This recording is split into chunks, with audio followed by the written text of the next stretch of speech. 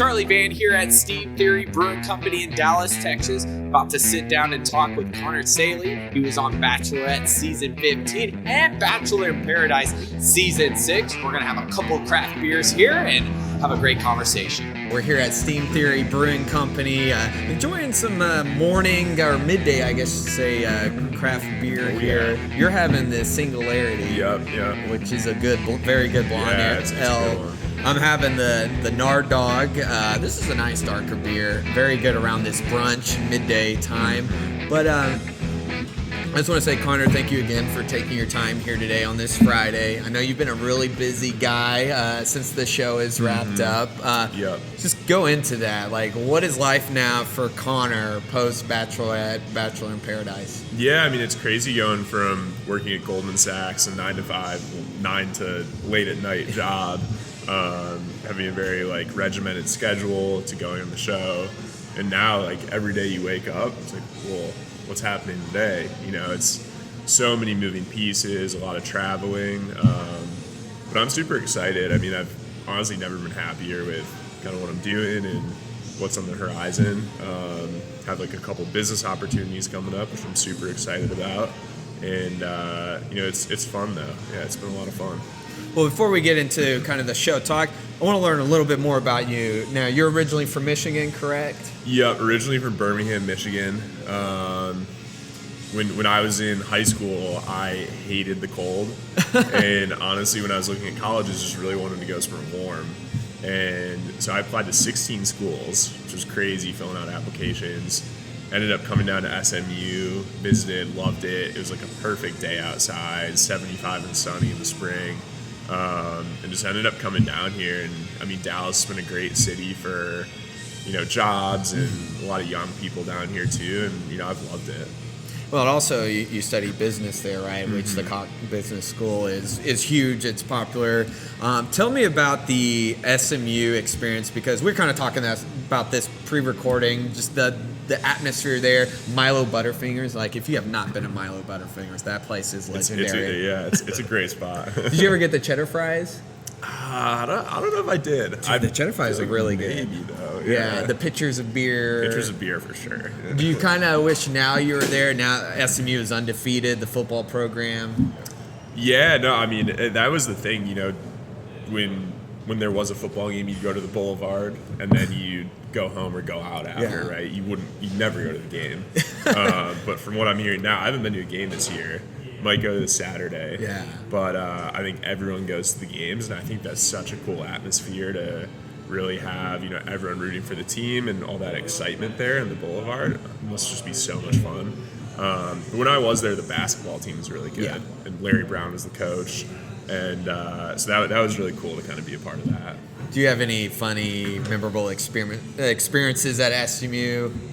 Lots of funny, memorable experiences. I don't know if I want to share those. But, what about any tailgate stories? What was your go-to if you were tailgating? Anything, any kind of food, any kind of drink, music? There's always something. Always something. Every group has one song or something that they're doing during tailgate. Oh yeah. So my roommate and I would always wake up, and we'd each have 3 margaritas. Oh, nice. Frozen. They were disgusting. It was just tequila and that margarita mix. So gross. But we drink those. So by the time you get to the pregame for the tailgate, you're feeling pretty good. Then when you get to the actual tailgate at the at SMU, you're having a good time. So every fraternity would have their own tent at the game, and our tent was kind of known as the little bit of a wilder, kind of rowdy one. And so there was one song, it was called Let Me Clear My Throat. Oh yeah, DJ Cool. Yeah. That song is awesome. So that was the signature song for our fraternity in our tent. And when it would come on, everyone would just go crazy. So that was fun. I would say that and Jump Around is probably anytime you go to a sporting event, it's let me clear my throat or Jump Around. Those are huge. Fast forward after SMU, you graduate. You're working where are you working after college? So after my junior year, I interned at Goldman Sachs in their special situations group down here. Ended up getting a return offer for full time. So going into my senior year, I had a full-time job lined up for after, which made senior year pretty amazing because I didn't have to worry about it. And I worked there for a little less than 2 years before the Bachelorette. We can talk about that in a minute, but I thought it was a great experience working there. I mean, like having that Goldman Sachs name and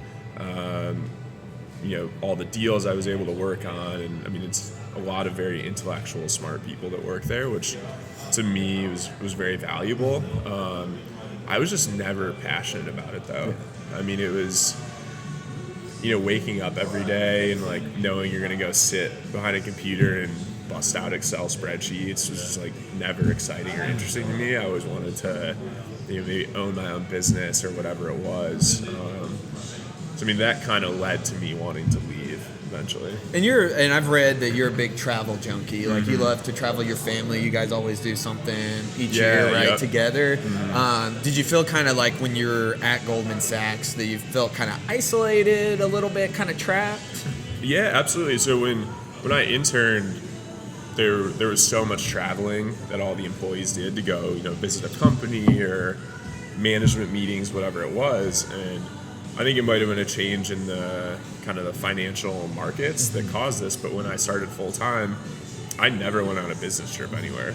And even though, I don't know, to me that was really frustrating because it was like that was something that I felt like was kind of promised to me, that I'd be doing traveling, going to management meetings, and then it didn't happen. And even though, you're not even going to cool places necessarily, you might be going to the middle of nowhere, but still it's like time away from the office, and I think it breaks up the work week. And to not be doing that and just literally 5 days a week sitting in the same chair doing the same thing, it was just monotonous, and I hated it. I just really hated it. So that ends, and then of course we're here now, The Bachelorette. How did you come in contact with that show? Were you a fan? Were you already part of that Bachelor Nation? Or like, did someone say, hey, I think you're looking for love, obviously, but like this is an opportunity? Yeah, so it's the whole thing is pretty funny. So like I said, I was really not enjoying my job. Yeah. And I met a guy that lived here who was starting a business, and we became really good friends, and he's been like a serial entrepreneur his whole life. And he basically said to me this past year, like kind of the month before Thanksgiving, he's like, I'd love to have you kind of help run this with me. And so it kind of gave me a way out of working at Goldman, like something to do after, because I was really getting close to wanting to quit. Yeah.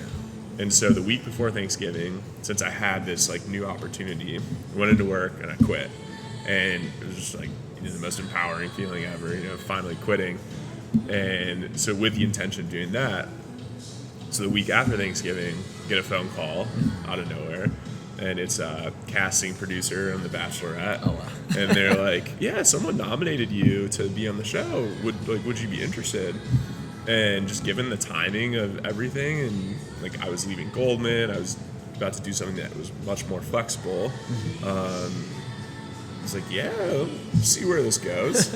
And so what it turned out to be is, when I was younger, it was a joke between my friends that if I was 24, 25 and single, they'd nominate me to be on the show.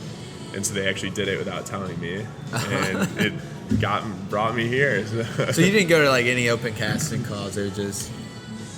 No, yeah. So there was that first phone call. Then I did like a Skype interview with the casting director or whatever. And then they flew to Dallas. I think it was early January.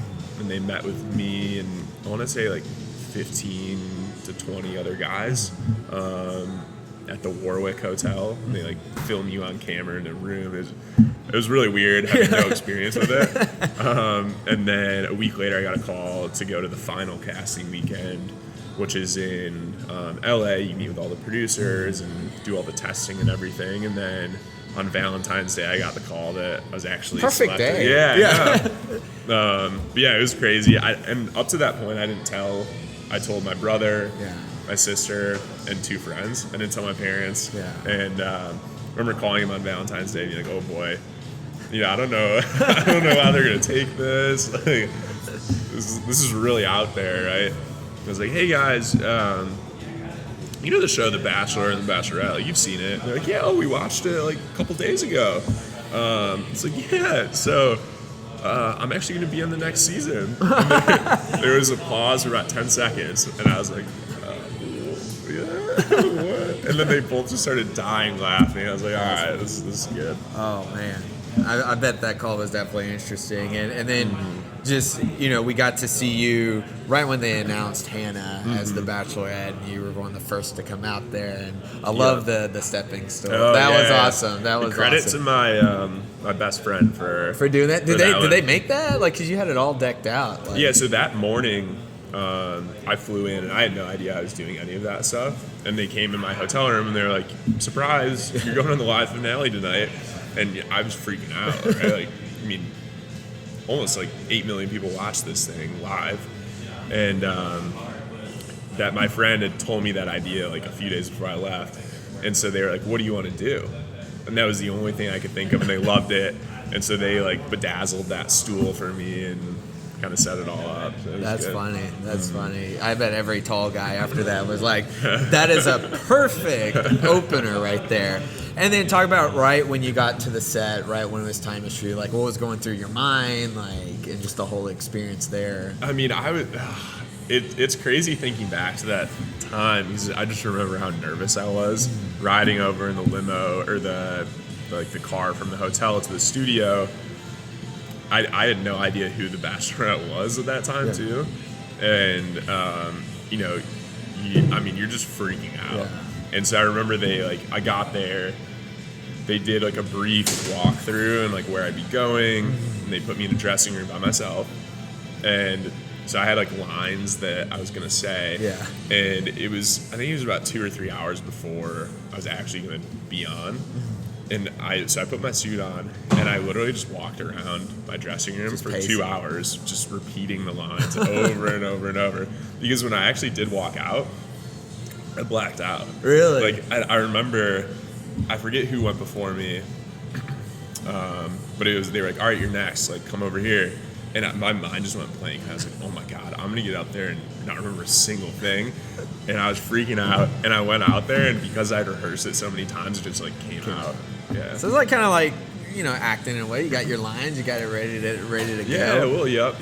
And then you get to the actual like shooting, the season begins. Just that emotion, you know, the other guys are coming in. Like, what was your first thoughts of that? Just everybody piling in, and now it's real. Like now you're kind of, you're competing. Yeah. I mean, that first night, I felt really good, actually. Just having been in the live finale, it felt like you kind of had a leg up a little bit.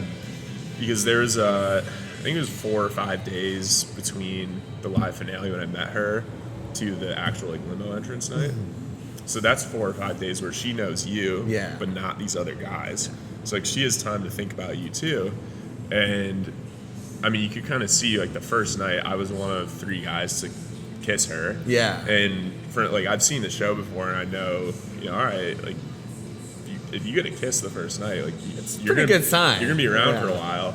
And so when that happened, I was like, wow, like, this is really real, you know, that's crazy. Because I didn't expect that, too. Yeah. But, looking around the room, I remember there's all these good-looking guys. You talk to each of them, a lot of them are doing really cool stuff in their life. And it's like, wow, like, how do I stand out, you know, or compete, I guess, with these guys? But it was cool. I think that's a different aspect of the show, and just like meeting everyone and getting to know them. Just so many cool guys, and you develop really great friendships. And it really showed on camera, and I know you and Mike are good, but was he like one of the first one you really connected with since night one? So the big guy I connected with was John Paul Jones. Oh yeah.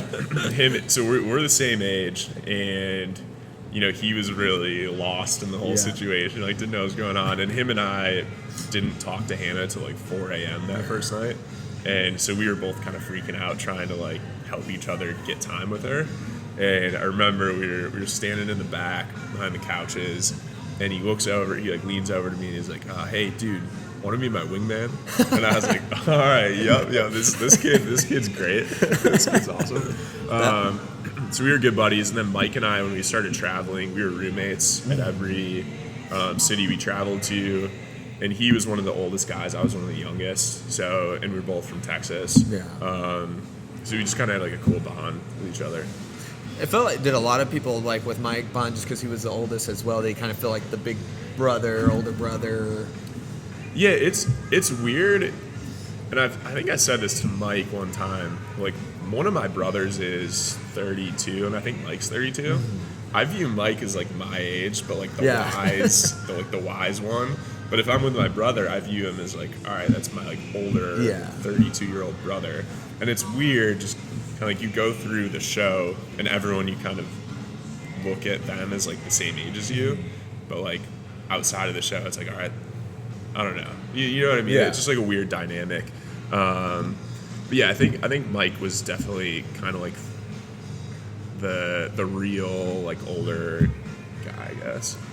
So, judging, you were in a fraternity, you were a competitive swimmer, so you're used to like a lot of like bonds and friendships and living with other guys as well. Talk about this experience, living with these guys in this house and that, and just that environment. Yeah, I mean it's really an environment you can't compare to anything else. I definitely do think it's similar to like a fraternity. When you go through this experience that really no one can relate to, and that's why you get so close to each other and develop such a great bond. And I remember like people think this is hilarious, but you'd be on a group date or something. Someone would go talk to Hannah, and they come back with a big smile on their face. It went well, and you'd like give them a high five. It's like, oh, good job, man. But it's like, I'm dating this girl too. Yeah, it's like, but wait a second. You're just, I don't know. You're in such like a weird mindset that it doesn't bother you at all. I think it bothered some people. Yeah. But for the guys that were friends, it like didn't really bother you. So, it was weird, but yeah, I mean, you just get so close to each other, and like all the group dates or whatever you're doing, it's so uncomfortable that it brings the guys closer to each other. I think the one that one episode stood out to me was with Cam, the line, everybody coming out and talking to him that night. Do you remember talking about that night? I think that was the second episode, right? Yeah, I think so. So yeah, that second one, there were 3 of us that didn't get a date the second week, and it was Cam, myself, and Matt. And I remember like, you go on the show and you expect to be on a date. Yeah. And especially for me, the first night, having had a kiss, it's like, all right, this is weird. I'm not on a date. And you kind of like, you get in your head and you freak out and you're like, well, shoot, does she not like me? Like, why am I not on a date? And Cam kind of like went a different direction. He freaked out and he felt the need to go kind of crash the group date. Yeah. And I mean, it's weird because like, as much as you want to spend time with Hannah, you need to be respectful of her decisions along with, the other guys, because if you're not respectful of the other guys, like you see with Cam, then they kind of turn against you, and maybe Hannah does like you, but if she's hearing bad stuff about you from other people, like she's gonna send you home. So I think that's what happened to Cam, and I mean, it's kind of unfortunate. I totally get where he's coming from because I was in the same situation, but I think you could have approached it differently. It's got to be more smooth, or they're patient. Definitely. I'll tell you one popular thing on the show, chicken nuggets. I'll tell you what, chicken nuggets got. I wonder how many people after that episode went out and got chicken nuggets. I mean, I'm sure like McDonald's, Wendy's. Oh, I bet. Yeah, that was the funniest thing.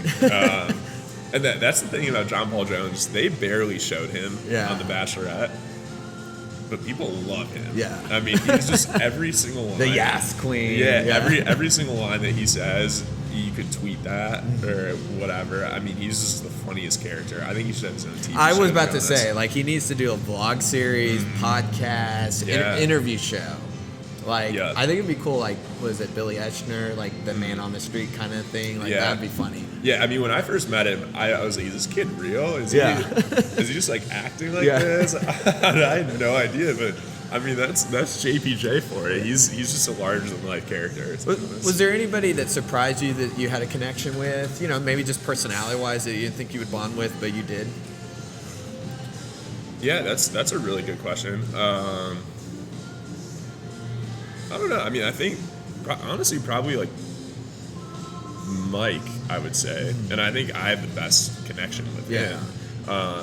Just like I'm a more quiet, kind of reserved guy, and Mike claims he's a quiet, reserved guy, but he's not. He's very like outgoing, speaks his mind, all that stuff, and we were just kind of like the opposite in so many ways. I like to think about a lot of things before I say them, but we just had such a good bond. I mean, we would talk about a lot of stuff when we were just like in the hotel rooms about mics on, whatever, just like how we were feeling and all that stuff, and we just shared a lot of the same beliefs and values and things like that. So yeah, I thought he's probably the one that surprised me, but a really good friend now. Of course, you know, a lot of people have talked about, you know, Luke P and the time with that. Yeah. I mean, I'm sure that was always interesting all the time. Dylan. Yeah. I mean, I've heard you talk about it before, but it kind of is him, but you kind of know that there's more to him. So yeah. So what, like, they didn't show a lot of stuff on the show. I mean, it wasn't always the guys just saying bad stuff about him, you know, putting him down. And I mean, it was, at the end of the day, it was his actions that caused the reaction from the rest of us. And there was a point in Scotland where no one was talking to him. Yeah. And I genuinely felt bad. And Tyler seeded too. And Tyler and I had like our own separate conversation where we were like, you know, if you see someone down, you don't try and put them down further, you try and build them up, right? And so I had a conversation with Luke and just to kind of like understand where he was coming from. And I think he admitted that he messed up with the rugby game with the other Luke and like should have apologized and all that stuff. And then that he, you know, should have handled that whole situation differently.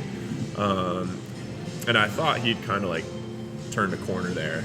And I was like, you know, because it was weird at the time because he would still kind of like hang out with the rest of us and the other guys didn't really trust him. But he was really trying to like integrate back in. And I was like, you know, I think it'd be best if you just kind of like chill out for a little bit, you know, focus on your relationship with Hannah and like it's weird when you kind of like hang around because people don't really trust you. You have to like build that trust and earn that trust back. And I think he did that for a little bit, but there like even with me, there were points where like after a conversation that we had, he went back to like the bigger group and would like say something completely different. Yeah. And it kind of made me pull back a little bit from him. Mm-hmm. And at the end of the day, I really don't, and I've said this before, I don't think he's a bad person. Mm-hmm. And I do wish the best for him. I've sent him messages, like we've exchanged a couple messages because I really do support him. I think you go through this experience that there's no playbook in how it goes. Yeah. And it brings out, you know, the best side of you and the worst side of you. Yeah, that's too. what I was going to say. Yeah. Like, kind of that environment. Mm-hmm. I just think he maybe wasn't right for that situation. I mean, it takes a lot of mental toughness and emotional toughness to be able to handle these situations. And it was just unfortunate that he was put in these situations that maybe he didn't handle the best. You know? Well, I think from the outside perspective, from the fans watching, I think always the question is that kind of personality played up, but that was true, right? Or at least for what was shown, like right there was no playing up that's who he is. Yeah, and at least in that moment, like in those times. I think it was. I mean, I think I've heard him say this before too. It was the rugby game in Scotland that was the turning point for him. And once the guys started to question him or maybe like separate themselves from him, I think he was in this hole, and instead of like kind of digging himself out, it seemed like he just dug it deeper. And who knows if that had happened to me, you know, if I was in that hole, how I would have been able to dig myself out, because you never know in that situation. I think it was just a really tough situation for him to be in. And not naming any names here, but were there anybody that, like, when the cameras were on them personality changed than when the cameras went off? That maybe just that situation, just having that light on you. Is anybody different? Like, not naming any names, but did you see some guys like that? That's a good question. Not really. I mean, I would say everyone. Because it's not normal always having cameras on you. I mean, yeah. I mean, you like when the cameras are on you, I think you feel inclined to like talk more about your feelings a little bit. Because I remember coming home and like you'd have these really personal conversations with guys, and I was like, I'd never have this conversation with my friends back home. Yeah. But like for some reason, when the camera's on you and like questions are kind of posed to you, like, oh, well, how do you feel about like this person, or like talk about your feelings with Hannah, to like, you know, it's like, okay, you know, you kind of talk about that stuff that you might not normally talk about. Talk about having a camera there while you're kissing. I like it when they show the behind the scenes of that kind of towards the end of the season, but like just that, did you feel very uncomfortable even with your kiss with Hannah? Even I want to talk about the Lucas Graham performance. That was awesome. Yeah, I want to talk about that. But no, it was crazy in that moment the first night. And I think maybe being in the live finale kind of helped me a little bit and be more comfortable. But it was, I don't know, you block it all out. And that's why it felt so real to me. Because you really didn't notice like all the people around. I mean, there's tons of people around you when this is all happening. And you really didn't notice it. And that's why it's just like so real to me. It's like, wow, you know, it actually feels like I'm like dating this girl, you know, and it's going well. So yeah, I don't know. I think from the beginning I felt pretty comfortable, and I think having that kiss the first night too helped later on in the season, and just not really having to worry about the cameras. Yeah. And, you know, talk about your time with Hannah. You know, we saw, you know, she got sick that time, but you swooped in, you saved it at the soup. You know, I mean, that was a great, you know, move right there. Great. Yeah, I just had a roller coaster of the first 2 weeks there. You know, you go for the first night having a kiss, you're on this high. Yeah. You don't have a date the first week. I was pretty low that week because it was like so confusing.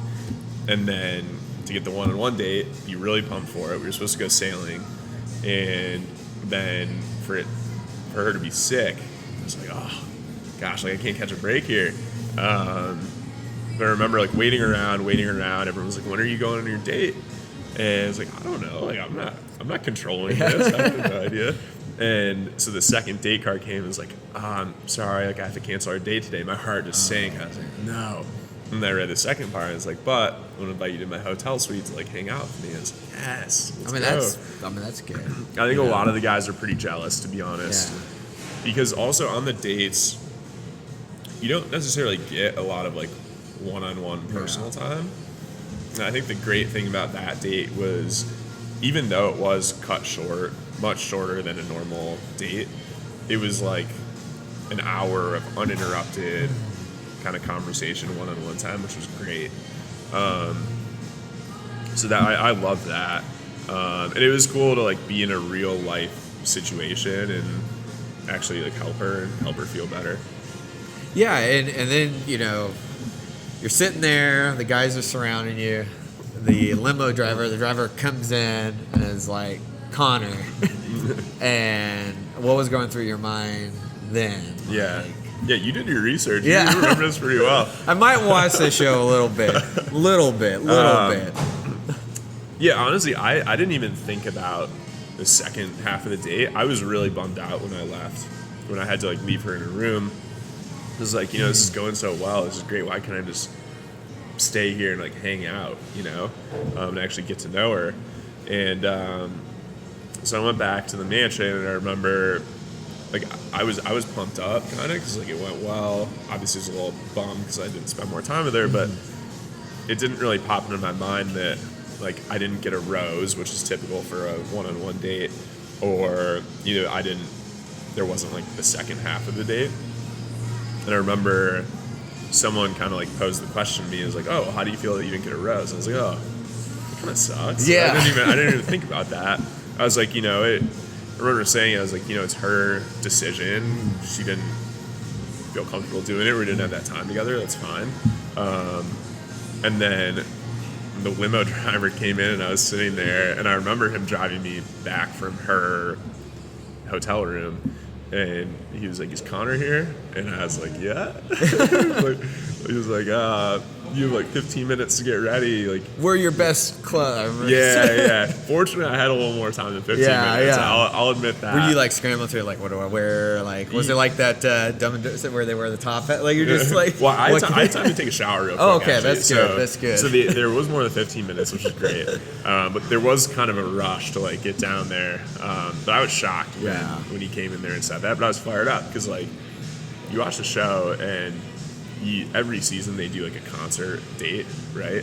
And you think it's like so cool. I was like, wow, this would be so sweet to do that. And I remember it was just like the realest moment from the whole show to me.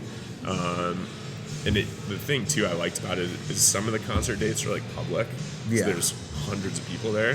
This one was private, so it's literally just her and I on this like slow stage in the middle. And like I didn't know specifically Lucas Graham, but I've heard some of his songs 7 before. years, And I mean that's the song that he sang was really great. And yeah, I mean that was just like a really magical moment to me. I usually say that's my favorite moment in the whole show. Well, that definitely had to be like a surprise that you get there, and of course there's this top band as well, you know, adding to it. Lucas Graham, I mean, huge hit there. Let's talk about that after that moment. What was going through? She gave you a rose, you know, but just kind of like taking that moment in, like what was going through your mind?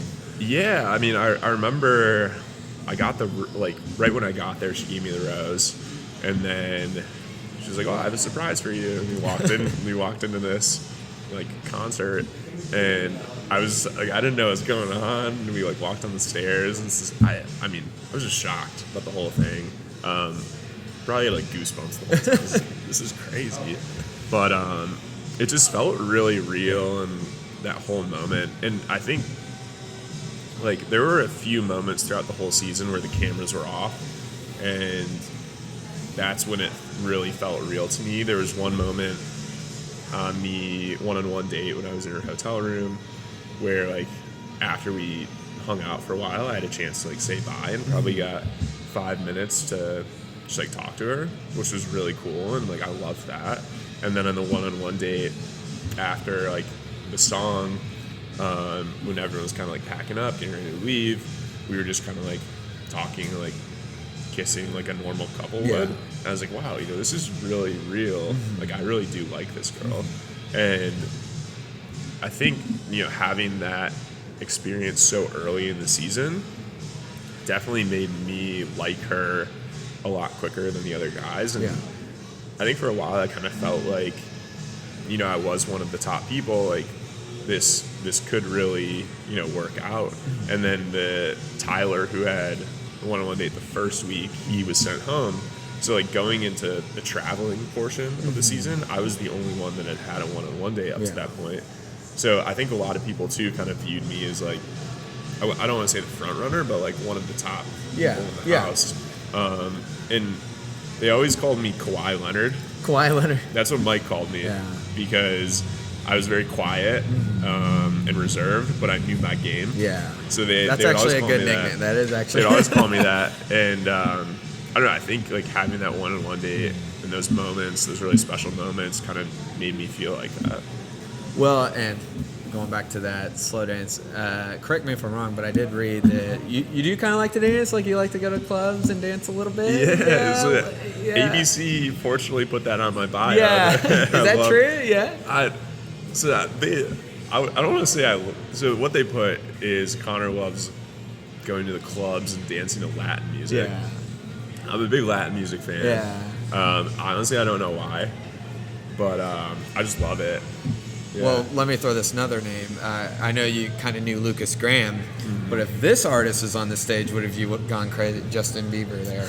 Yeah, little big JB fan. Yeah, so there you go. What would you have done in that moment if he was, you know, and if he was really on there, what song were you hoping that he would have sang? That would have got you more in the mood. He like has you so were already many in the mood, jams. but He has so many jams. I mean, Love Yourself probably wouldn't be the song to do in that moment because that's I a know, whole but different. that is a a good good song. one. That is a good song.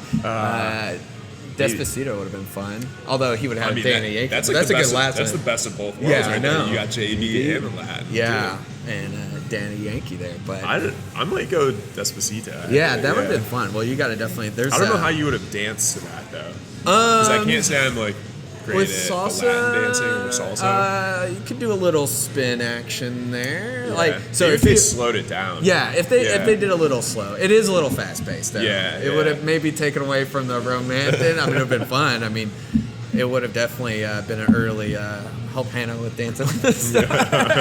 But if you ever go because we're here in Dallas, Vidora on Deep Elm, they have salsa. Oh, really? Free every Wednesday night. I'll have to check that out. Yeah, it's fun. It's on the balcony.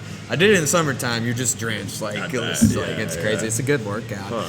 But, talk about kind of, then you met with, you had that conversation with Hannah towards the end there. And I know, you went home talk about what was going through your mind. That's never an easy conversation to have with anybody. I mean, so heading into that last week, I kind of knew if I don't get a one-on-one date, there's no way I'm going to hometowns because my one-on-one date was cut short. So I had spent half the time of anyone else there that was left up to that point.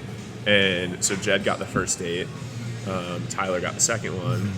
I remember talking to Mike before, the last date card was read, and I was like, Mike, if I don't get this date, and Mike kind of felt the same way. Yeah. We were like, if we don't get this date, we're not going to hometowns. And he was like, yeah, homie, I get it.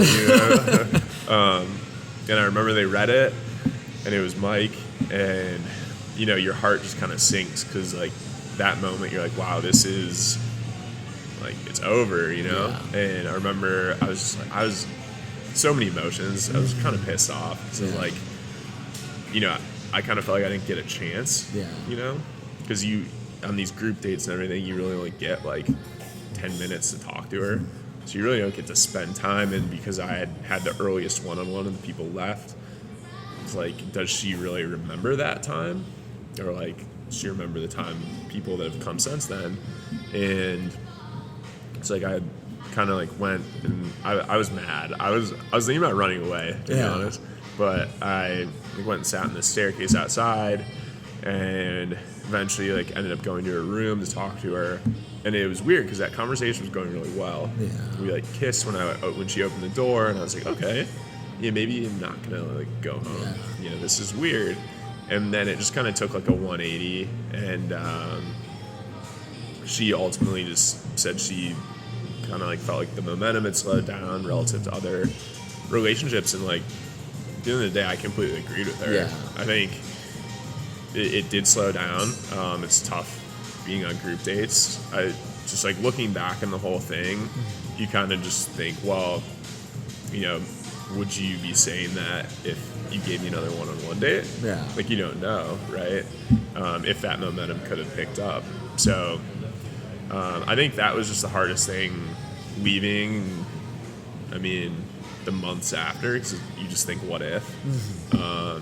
I really don't have many regrets from the show or anything, but it's just I wish I had more of an opportunity to get to know her and do a fun activity with her or something.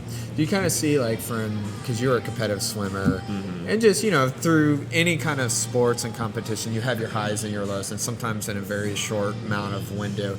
Did you feel like your experiences through something like that kind of helped you going in this? I mean, obviously nobody wants to be rejected or heartbroken, but do you feel kind of what you've done in the past through competitive swimming kind of helped that mindset? Absolutely, yeah. I mean, I said this from the very beginning because it was stressful not being on a date that first week, and I would, questions would be posed to the whole group about certain things Connor, how are you feeling about all this? And I would always say, you can only control what you can control. I mean, there's so many things in this situation that you can't control, and you can't be stressed out or worried about them. You have to make the most of the things that you can control, which is when you do have time with her, you have to make the most of it.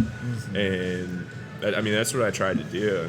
And think it's kind of what I try and do in life and everything now. So, Bachelorette ends. What are you doing after that, and when did you get that notice that, hey, you're going to Paradise? Yeah. So I immediately, from the Bachelorette, I flew straight back to Michigan because honestly, I didn't want to see any friends or anyone else. Like, not that I was sad, but you kind of come out of this like crazy experience. You're so isolated from the world. You just want to be like family or like honestly alone potentially too.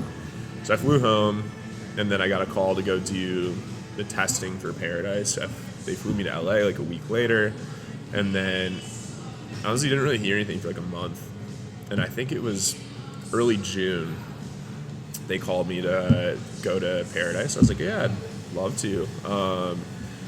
So went out there, and I mean, it's the whole. It's a lot different atmosphere. It's a very different atmosphere.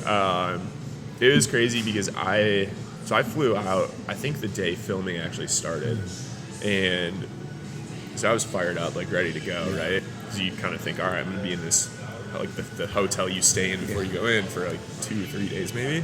I ended up being in there for 10 days, which was an experience in its own because you don't have your phone. Fortunately, like I had the TV and everything, but you really can't leave the room unless like someone takes you to go work out because they want people to know that you're there, right? So, I mean, that was like mentally pretty difficult because you're not getting a lot of human interaction for 10 days, and you have no idea what's happening or anything really. So yeah, I was in there for 10 days, and then my entrance was at Chris and Crystal's wedding, which was really cool, and it's cool to meet all of these like alumni from the show too. But yeah, I mean, I thought that was a really cool entrance and way to kind of walk into Paradise. So how do they usually, for those that might not know the process with Paradise, because it's not like, it's not like the Bachelor and Bachelorette where you just already introduced to everybody. Yeah. You kind of get increments of people. So when they're like, it's your time, like you're ready to go. Like how do they? The selection process. Yeah, honestly, I really don't know. I think a lot goes on behind the scenes of them asking people like, who are you interested in? Who would you want to go on a date with? Because like the producers know way more than we do about how other people are feeling or who someone wants to go on a date with, and so like especially when I got down there, you have no idea who's going to walk in next. I think once I was finally down there, you could kind of guess because of the other people that walked in at the wedding with me. So it was like Chase McNary and Brooks. Brooks never ended up coming down, but you kind of knew Chase might walk down in a day. And then the girls, it was Whitney, Bree, and D'Lo, and Bree ended up coming down. So you kind of had a thought that like those people might come down. And then we saw Whitney came for that second as you were heading out. That was that was probably the moment of Paradise in a little bit. Everybody was just like glued to that, like, oh no. Oh man, I was. After the whole Kaylin Dean situation, which I mean we can talk about that too, but I mean that was just so confusing to me, and I was at that point like having spent 10 days in the hotel room. Thinking Paradise is going great with Kaylin. I mean, it wasn't. I don't even want to say it was heartbreaking with that. It was just confusing because I didn't see their relationship prior to me coming. I was able to watch it on TV, but like being there, I wasn't able to see that. So that's why it was so confusing, and I was upset, and I was honestly just over the whole Paradise situation.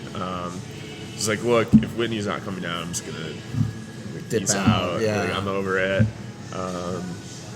So I did that. Of course, they send her down right after I leave. That was literally like a movie or a Hallmark movie. It's just like I really had no idea too that this was happening. But I got to the hotel and there was a producer with me, and I was like, "Look, I just left because obviously I wanted to meet Whitney. Can you guys help facilitate that? Like, can you give me my phone so I can like DM her or something? Because I was gonna do it." And so the producer's like, "Yeah, I'll go get your phone." And so she leaves. So I'm in this. and they like upgraded my room to, I had like a suite with, I mean, it was huge. It had like a hot tub outside. I mean, it was this giant room, and which was weird. Yeah, they were like, what is going on? Why are you treating me so well? I'm leaving. Yeah. And so I'm in there for like 20 minutes by myself. Like I go swimming, you know, just minding my own business. And I hear a knock on the door, and I like open it thinking it's the producer of the phone, and it was Whitney with like a camera behind her. I was like, oh, what? Hey, hey there. And yeah, I mean, it was cool. I mean, yeah. And you guys connected for a while, you know, and talk about when all that experience though ended. Like when Paradise ended? Paradise, and I know you guys were dating for a little bit. I know that recently ended, but I mean, you can go into it if you want to. Or no, happy to talk about it. So yeah, we spent, I think we had that hotel room for like 2 days. Yeah. So we spent a lot of time together. We weren't allowed to leave the room, or have phones. Yeah. So like we really connected in those 2 or 3 days. And after that, I immediately flew back to LA to spend more time with her, and was there for like 5 or 6 days, I think. Stayed with her, and I mean, things are going well. You leave the show and you're kind of on this high. Yeah. You know, you leave this like fairy tale land, right? Think you're so in love and all that stuff. And you know, I ended up coming back to LA a few times to visit her and see her. You know, I was there for the Men Tell All filming, the Paradise reunion filming. So fortunately there a few times for things, and I mean, it was going well. I think, you know, just the show, a lot of times you get caught up in the whole thing and don't really objectively like look at your relationship and see if you're right for each other. Yeah. And I think the thing for us is we didn't really get time together in Paradise getting to know each other. So our real Paradise time of getting to know each other was after the show was over. And it was tough because it was, you know, it was on our own time to be able to do that. And we lived in different places, and we're kind of like doing our own things. And, you know, ultimately it was the week of I think it was the week before the finale, maybe. I flew out to LA to spend some more time with her. And I remember the day I was there, we were driving back to her apartment, and she was just like, you know, what do you think about like different relationships from the show? And she's like, well, what do you think about us? And that's when we kind of had that conversation. It was like a tough conversation, but we just kind of both realized that, you know, we both respect each other a lot, have enjoyed the time together, but maybe we're just not right in a relationship with each other. Yeah, I mean, I think we had just both kind of lost that kind of, one, like romantic feeling, and two, just the general connection. Yeah. We just didn't feel like we were connecting anymore. And I think it's tough for couples from the show because you feel a lot of pressure from fans saying like, oh, you guys are so great together. And I think a lot of people tell themselves that, and they stay with each other when like they don't really have that true connection. Yeah, and I think it was great for both of us to just be mature about it. And it's tough to do that in like a public setting, like have to do a People magazine interview about breaking up and all that. Like it's not fun, but I think it's best to just like, if you're feeling that way, just, I mean, trust your heart and go with it, rather than try and live this, you know, lie basically. Do you think, and you know, you being in Dallas, she's out there, the distance played a factor a little bit too? Yeah, I mean, I definitely think that. It's like Whitney, she's the type of person that like kind of craves that like personal connection a lot of times, and I'm more of like an independent guy. You know, I'm a terrible texter. You can ask anyone that. You can ask Whitney that. I'm horrible. But I think like just being apart, you know, we would kind of crave different things from a relationship. Like I'm really into, you know, quality time and spending time with someone, and not necessarily like texting them and like communicating all the time. And so we're just kind of different in that. And I think being apart and not spending time with each other just made those like differences even greater. Yeah, because you can have that opposites attract, but if you're too opposite, it can be a little too hard. Definitely. Well, and talking about, you move forward from that, now both shows are over. You had a chance to sit back, kind of watch everything from, The Bachelorette to Bachelor in Paradise. Looking at that, what was that experience like, seeing yourself in both those situations? Yeah. Also, just going back real quick to your family, I mean, not getting to talk to their son, I mean, how did they take that during the whole process? Like, yeah, I know. My mom got really into it. It's funny because she probably knows more about people from the show and like what happens in the show than I do. That's how my parents, they know everything. But yeah, I think it's hilarious. But I know like she had a tough time when I was gone for the Bachelorette because it's like your son is traveling the world and like you only really see what he's doing through like spoiler photos on like you can't talk to him or anything. So I know she had a tough time, but I think collectively my family loved watching this on TV because I'm pretty quiet about relationships. I literally never told my family anything about like girls or whatever, and from night one my mom's watching me make out on TV, so like I know she had a field day with that. But yeah, I think I really do think it kind of brought us closer as a family in a weird way, for sure. It's just like such a public and weird experience to go through. It might not have been as awkward as the whole windmill with Pete's story there. But, seeing his parents' reaction to that was so funny. I feel like it's pretty. Well, speaking of Peter, what's your thoughts on him? Now he gets to take that play. He's the Bachelor now. What do you think about him as? Yeah. Honestly, I thought any of the guys from the final 7 on Hannah's season would have been great. I mean, maybe barring Luke from that. No shade to Luke, but just it might have been an interesting. I don't know if he's right. Yeah. I think any of those guys would have been great. I don't think it's a secret that I was rooting for Mike. Yeah, I think a lot of, just looking at Twitter, like a lot of people thought Mike might have been. And I think for me, like I knew Mike so personally from the whole thing. Like we really got to know each other that. Like I truly thought he would have been great, and I still do. He's just such a great guy, so down to earth, and I think like for a show that wants, someone with like a little energy and like keeps it real, like Hannah did. Mike is like spot on that guy. Pete though, I think Pete is a great choice too. I mean he's like the sweetest, nicest guy. I said from the very beginning of The Bachelorette, a lot of people wrote him off. They were like, oh, this because we would talk about it, like, who do you think's going to make it pretty far? And I was like, Pete is a dark horse in this whole thing. I'm telling you. And there was one night where he like whipped out these magic tricks in the house with like cards and stuff, and I was like, gosh, this guy's a pilot. A magical pilot. Yeah, magical pilot. He's got to have his own. He's gonna be a tough one to compete with. And you could see it watching Hannah's season. Like he was kind of a Kawhi Leonard too. He knew his game. He was quiet about it. He's the David Blaine of I think he's a really sweet, nice guy, and I'm just curious to see how he handles like the drama. Yeah, because it's bound to happen, especially like it seems like there's more drama on the Bachelor usually with the girls than on the Bachelor with the guys.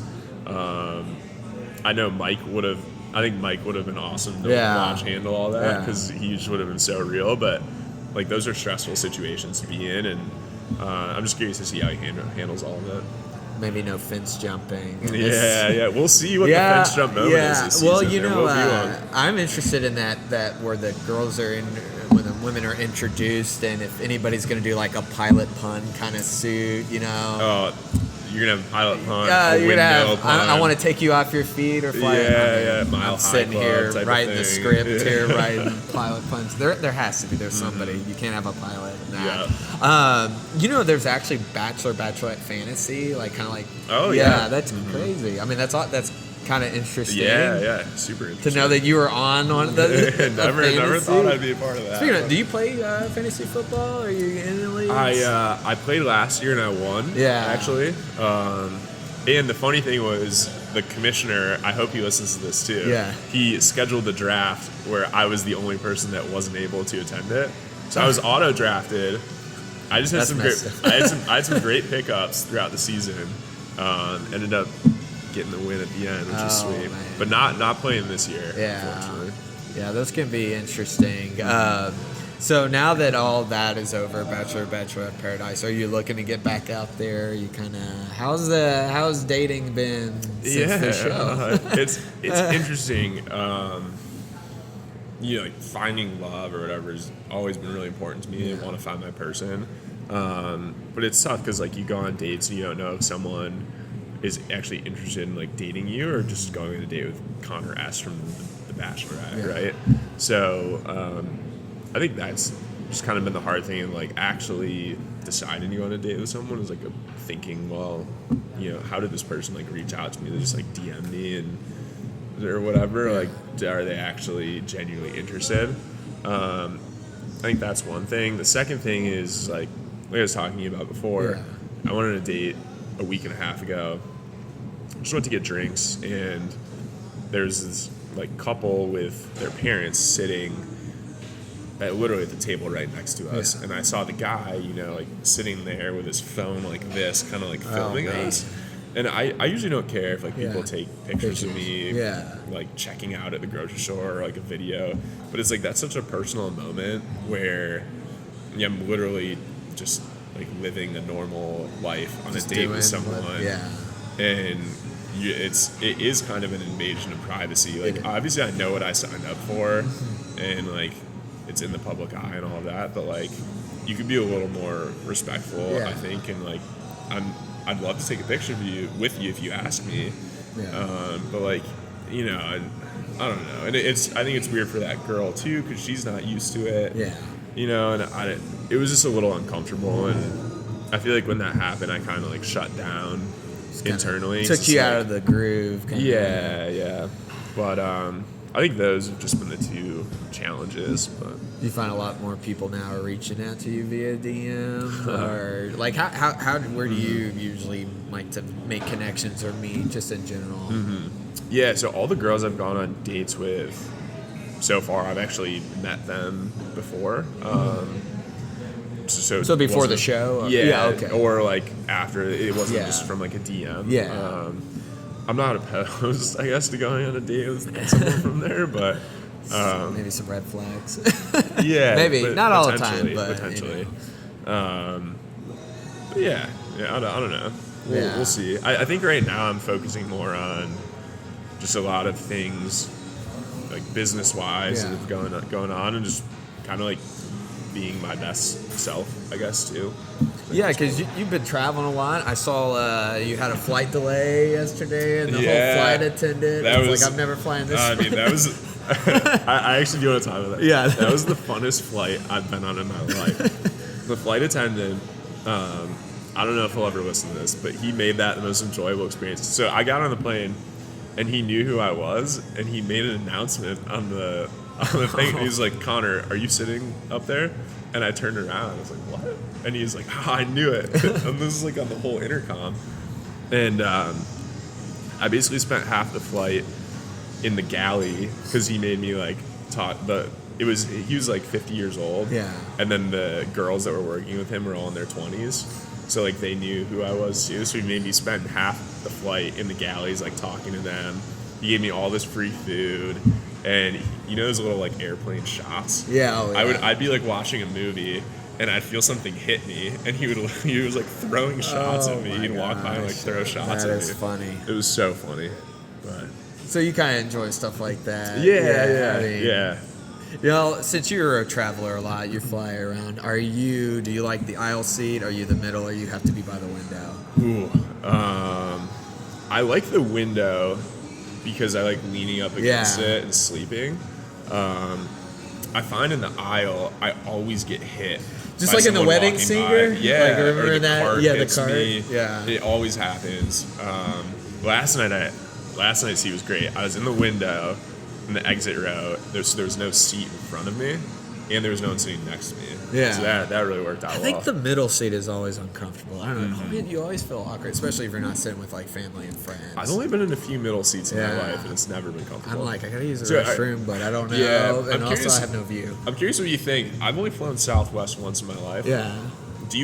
Have you flown Southwest? Oh, yeah, Do you yeah. like the boarding style that they do? The random seating. Yeah. It is interesting because like you kind of like are competing to where you're gonna sit, and if you're like, I mean, I'll be honest, like I don't always do like I'm not always A, like I'm always B and C. It's interesting. Because if you have a preference, you may not get that preference. I remember I was flying to Atlanta recently to visit my sister. By the way, she's a big fan of yours. But I made this point because this lady, she's like, I gotta have the window seat. I gotta have the window seat. I don't know. I kind of like the window because I like looking at, especially if we're going somewhere like scenic. Like I love always going to Vegas and flying over and seeing the Hoover Dam. But I don't mind the aisle because I'm usually like, man, I gotta use the restroom. But if I'm in the middle, like I kind of get a little claustrophobic too, and I'm like, I got this person right here, I just feel boxed in. Yeah, 100%. So Yeah, and I've flown Southwest one time, and I remember I didn't realize that your boarding like group depended on when you checked in. So I checked in at the airport, so I was like the last person board, of course, and everyone's kind of like profiling you as you walk down, being like, "Do I want to sit by this like 6'6" dude? He's gonna take up so much room." And then you feel so bad. Be like, "Yeah, can I sit in there?" You know. I had a kid sit next to me one time. I was going to Nashville. He was just kicking. Like this guy sits down with his kid, and he's like, "Here's the kid." Sits him right next to him. Like, oh man, and the kid just does this side like like Mortal Kombat Liu Kang. Like, and I was like, oh, this is gonna be long. Yeah. But what's your favorite airport that you like to fly out of? I actually love the Detroit airport. Really? Yeah. So I'm from Michigan. Yeah. Grew up flying out of there. It's just like a cool modern airport. I don't like DFW that much, to be honest. Yeah, I think a lot of people have, Yeah. especially the parking. Like you get, like Brian and I, producer, we were covering a horror festival there at a con, and we're just in circles trying to find parking, like just a circle. We spent like half an hour that we could have been just trying to. It's tricky. I like love field a lot. Like I've only been there a few local. times, but the DFW doesn't have great food too. Yeah. I think there's so many. I actually like San Francisco. They had really good food out there. I was there yesterday.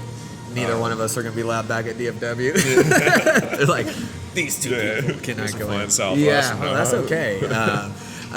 Talk about some of the coolest places you've traveled to. I know you've been to a lot, and like, what's the most exotic thing you've eaten on your travels? Exotic thing I've eaten. Wow. Like from the show too. Or either or, like yeah, there's wherever. definitely some stuff from the show. I mean, I think Latvia. That looked I would have never gone there in my life. We went there on Hannah's season. It was cool. It kind of had this like dark, cold, dreary feeling. I feel like you would find in Russia. Yeah. I mean, I think it borders Russia actually, but like no one. You'd walk down the street, no one smiles at you.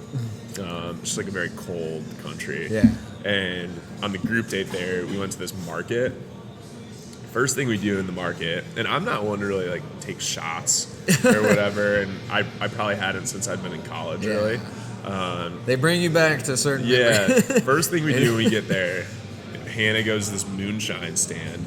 It was like, all right, we're taking shots. Like, God, I'm gonna spit this thing. Like, I'm gonna throw this thing up when I take it. So I just had to like. Fortunately, I took it down. It was fine. But then we did another one. Yeah. So we were all feeling like good going into this. And then she goes to this fish stand, and she's like starts getting like, I don't even know what it was, like sardines or like raw fish, like the full fish. Was this too. the same episode where Tyler got sick kind of on the horse? I can't remember exactly. No, that was a different. I think that was the. There's something. Two The later. pickle was it pickle ill or something like? What was that? I can't remember. Oh yeah, he ate a. Yeah, that was in Amsterdam. Something in fish all the time that in was, every that was episode. the next episode. But yeah, so we had to eat this like disgusting fish. I mean, it was so nasty. That was probably the grossest thing. Are you a seafood guy at all? Or? I am a seafood guy. Yeah, it's weird. I can eat raw fish on like sushi, but if you just hand me a piece of raw fish, it's like a little different. Yeah. Yeah. It kind of. I mean, it's almost like straight out of the water kind of ordeal. When you're overseas, when you're traveling, is there something that you really like to see, like to do? Like, what is your go-to first when you want to experience a new place? Yeah, probably just the food. I eat so much food every day, so just going to kind of see the local food or whatever it is. But I really love just walking around and maybe going to a local park or something and just kind of experiencing the way of life there. And I thought it was cool from the show. It was even though you weren't really allowed to explore on your own, the date in Latvia was just walking around the town, and I feel like we actually did get a good experience there. Yeah, probably just walking around, seeing everything. I think what's always interesting, and I'll be honest, I've only been overseas once. I went to Germany when I was 18, and I think it's always funny when you see that there's a McDonald's and tourists just go right into the McDonald's. It's funny because we went to McDonald's in Latvia. Oh, really? Yeah. Did they have beer on the list? Because when I was in Munich, I could have sworn I saw beer on the menu, which we don't get here. Honestly, I wouldn't be surprised if they do. I know we got ice cream. Yeah. So, I mean, you gotta have that McDonald's ice cream. Yeah. You get that. When you're ordering from McDonald's, where do you order from? What do you like? Are you a quarter pounder or are you? No, I've been trying to eat so healthy lately, Yeah. and it's funny because I actually had to eat McDonald's 2 nights ago. I got to San Francisco late, and I was staying in I think it's called Marin County or something, which is probably an hour outside, and the only thing was open, even on Uber Eats, was McDonald's. Yeah. And so I think I got a chicken sandwich and a salad and oatmeal or something. Yeah. I don't know, but oatmeal. yeah, it was a really weird, slightly combo. Healthy, really weird combo for dinner. moderation. Yeah, but no, I eat fast food. I'm a big Taco Bell guy. Oh, sure. you are? It's been a while since I've had it, but love Not Taco Mexican Bueno. food. No, Taco Bueno. no. Well, since you've been here for a while in Dallas, since college, have you grown accustomed to Whataburger at all? I've only had it a few times. I think I've had the is the honey butter chicken. Yeah. Is that a thing? Oh yeah. Or the chicken. Have that at 2 a.m. after Yeah. Or the chicken finger. Yeah, and then there's the patty melt too. Oh yeah. Yeah. Yeah, all good for the heart. Yeah. But what do you like so far, being in Texas? I mean, you've been accustomed for a little bit. Is there something that you like to do a lot here, or are you kind of always on the go? Yeah, I mean, lately I've always been on the go. I think the thing, the apartment communities here are so nice and updated and have great amenities that, when it's hot out, there's nothing better than just sitting by the pool, and all these places have awesome pools. So I love doing that. I mean, yeah, that's probably the big thing. And then just kind of exploring the city. Yeah. Whether it's going to the Perot Museum or the zoo, or I love the Arboretum. Arboretum's great. So I just love doing that stuff. Different than kind of what most people like to do, but. Well, I want to transition to this for first date. What is Connor's ideal first date? Where do you usually like to take someone for a first date? Do you have Yeah. I do. You're gonna give away my secrets right now. Because it's funny because I did this. Maybe it's a chance to evolve that. I did this a week ago. Yeah. So I hope this girl is not listening. But mini golfing. Oh, nice. I think that's a great first date because it's I mean, dinner is great, or drinks is great because it's more low key. But I think sometimes it can be kind of forced conversation.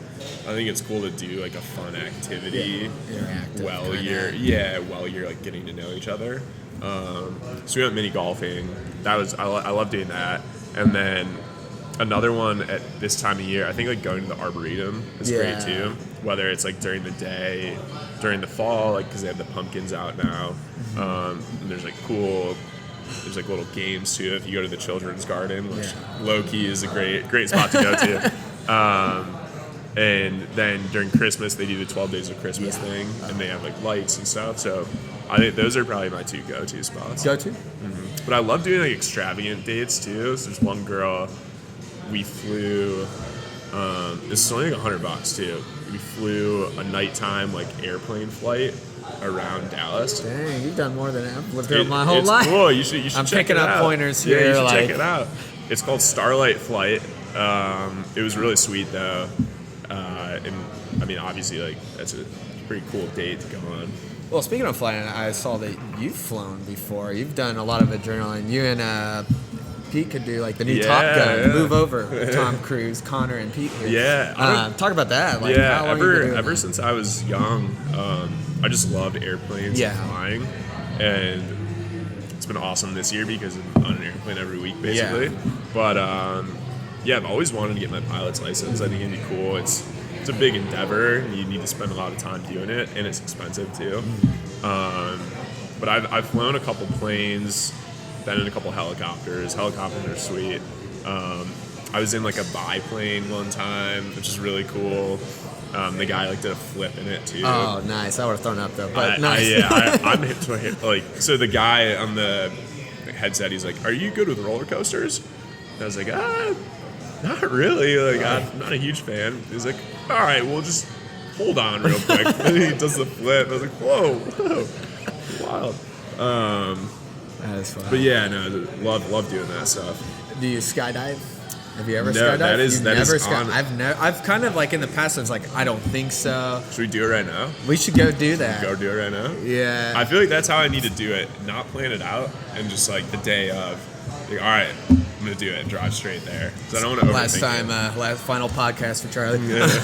Actually, my uncle, he briefly skydived in Miami, and then he said like one time the instructor didn't make it. Like he lived, Oh, really? but he like I guess flew in. jeez. So whenever I heard that growing up, I was like, I don't know, but I've had so many friends do it, and they love it. Like you know, I mean, you're with someone experienced. I've done the indoor skydiving. Oh, I've never done that. There's I think one it's a in- good first step. That is probably. I mean, I'm assuming that's a good first. You're in one of those like kind of suction tubes, and you're also with an instructor. And there's one in Frisco here in Dallas, like out there. But yeah, it's kind of cool. You're just floating in that. Yeah. And then the instructor comes in and starts doing backflips and stuff like that. I want to do that. What would you say is the most extreme thing you've ever done? Most extreme thing. Beyond the Bachelorette. I mean, there's a lot of things. So I mean, this is a whole nother story, but I was dumb in college, and I decided to go climb this mountain in New Mexico by myself. And it was May, so I didn't realize that there's still snow up there. This is the tallest mountain in New Mexico. I ended up climbing it by myself in like shorts and a t-shirt. It's covered in snow. So stupid. I get halfway up and it starts to get vertical, and so I'm like on all fours scaling this thing, and then a huge storm comes over with like lightning, and I look out like 300 yards into the distance, and there's a rock, and I see 3 wolves step out on the rock, and they howl and they look at me, and I was like, oh my god, I'm not good. I'm about to die right now. And so I'd seen Man vs. Wild before, Or like, Liam Neeson the Gray. Have you ever seen that movie? I don't think so. Yeah, it's like Taken but in the snow. Like he's fighting wolves. Oh, maybe I have. But so I knew Bear Grylls does Yeah. this thing where he like takes his backpack off and slides down like a mountain and sits on it. So I did that, and it got to the point where it started to flatten out, and so I started like running over the snow, which was like an icy layer over, and my foot broke through, and there was a rock right in front of it under the snow, and it like my whole body went forward, but my foot was like lodged in there, and so I like thought I broke my leg. And I was just laying there for probably 20 minutes, just waiting for the wolves to like come You're like, get this me. is it. Yeah, and then like fortunately got this like dislodged my foot from under there, crawled to the side of the mountain, got like a stick, and basically like hobbled down. It took me forever to get down. Just got like a hotel room, like really minded my own business. Yeah, for the you're like, night. don't think I'm doing that Yeah, again. reflected on dumb decision. But you like to do like jet ski and all that too. Right? Oh, love Inner that stuff. tubing. Flying. Do you go to any tubing. lakes here for that? I haven't really been out here. I mean, I was spoiled growing up in Michigan. Yeah. There's so many lakes there. Yeah. We have a lake house in northern Michigan too. Nice. So a lot of tubing, water skiing, all that stuff. Do you miss fall up there? I do. especially when it's like 100 degrees down Yeah. here. It's nice. I don't mind this weather now. This kind of back and forth. It could change in a Yeah, so my birthday was October 6th. So it was like a week and a half ago. And I think it was 100 degrees on my birthday. Oh, wow. The next day it was like 50. Well, happy belated birthday. Oh, yeah, Here, see, we got our birthday beers. Yeah, oh, yeah. Cheers. Yep, Cheers. cheers. We'll leave out the shots. Yeah. If you do, whenever you, in the past where you did a shot, were you tequila or vodka? Or Tequila. for tequila, sure. yeah. Yeah. Do you dress it? No. I don't either. Yeah, I don't yeah. understand that. I don't know. I don't need a dress. Like, I mean, even thinking about shots yeah, right now, it makes me, is. like, Yeah. So we'll talk yeah. about beer. Here we go. No. You're also a big sports guy. Yeah. Detroit Lions. I know you're pretty amped up about Monday night against Packers that call. Yeah. But you're seeing a lot of kind of slip ups in the officiating. Yeah, I know so- there was one the week before. Yeah. It was a big deal too. Yeah. So like, what is your kind of approach on that? I know you were on Twitter pretty like. Yeah. Like, no. come on, refs. Like, I mean, I was pretty mad. It's crazy though that like they can just get away with that. Like Yeah. the NFL's just like, yeah, we messed up. Yeah. Sorry. Oops. So, yeah, it was like, well, this is like $1 billion. Yeah. Industry. Like you're screwing. Like I mean, I can't imagine the owners of the Lions are probably pissed off. But yeah, I mean, it's annoying because like every year with the Lions too. Yeah. Such a there's roller coaster. And you get your hopes up every year. You're like, all right, this is the year. We're gonna make the playoffs, yeah. or whatever. We'll And, make a run in the playoffs. yeah, and this year was starting to look up. I think they were 2-0 maybe, or 1-1. I think they lost to the Chiefs, and they tied someone too. But it was really looking up, and I mean they were dominating that game against the Packers for the most part. A lot of turnovers. They just weren't capitalizing on the getting touchdowns or field goals, and just the way it ended. And this has happened with the Packers so many times too. Like Aaron Rodgers threw a Hail Mary a couple years ago. Oh, I remember that. That was the dagger. Yeah. It's heartbreaking. And I feel like there is a little favoritism with the refs in some of these like bigger And the teams. Cowboys have been there, and they the least the officials came out right now and said we messed up instead of years later, and like that was a catch. Yeah. That's what's so infamous. Yeah. The Des Bryant. And catch. someone told us to me last night they were listening to some they were listening to the Cowboys radio. Yeah. And they were talking about the Lions game. And they were saying that like it seems like the refs use the Lions as like the guinea pig for all these new rules or like screwing up, and it's like, all right, if Lions fans are okay with it, then like we can do this with everyone else, right? So no. but it's frustrating because I think there was a lot of hope around this season, like every season, and I mean there still is, but it makes it a little tougher now. Kind of holds momentum a little bit. It's unfortunate when a game, if you just lose and you lose, that's different. But if you lose because, a call, which we've seen a lot of bad calls. I mean, even watching the Cowboys game, there's been, even against the Packers, there were some calls that should have been made that weren't, and there's some bad calls that shouldn't have been made. But, man, it's tough being a sports fan sometimes. Absolutely. Is your family pretty invested in, like, Detroit sports, or? Not really. When I go home next, we'll probably go to a Red Wings game or something. But when I was younger, we were huge Red Wings fans. Go to like every game. A lot of Tigers games, Pistons games. But I think now that like all my siblings are moved out, just my parents there, they're not as invested. Do you go to any of the sports here in Dallas, even though you're hometown, but just going to an event? Yes, I've been to the Cowboys, Mavs, and Stars. Been to all those. I haven't been a ton, but. Yeah. Well, all right, Connor, I want to thank you again for taking your time here today and what you've got going on next. Yeah, it's a lot of exciting things going on now.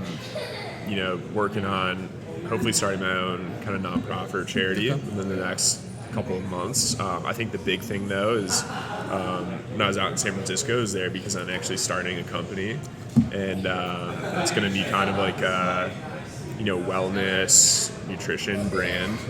We're starting with, I can't talk too much about it unfortunately because it's so fresh, but we're starting with kind of like one aspect of wellness, but with the idea of building it into like a full functioning everyday life type of company. So I'm super pumped about it because I've always wanted to be an entrepreneur. And for it to finally kind of be happening is super exciting. So over the next few months, I'm going to start posting more about it on social media, and hopefully we're looking to launch it sometime early in 2020, which should be exciting.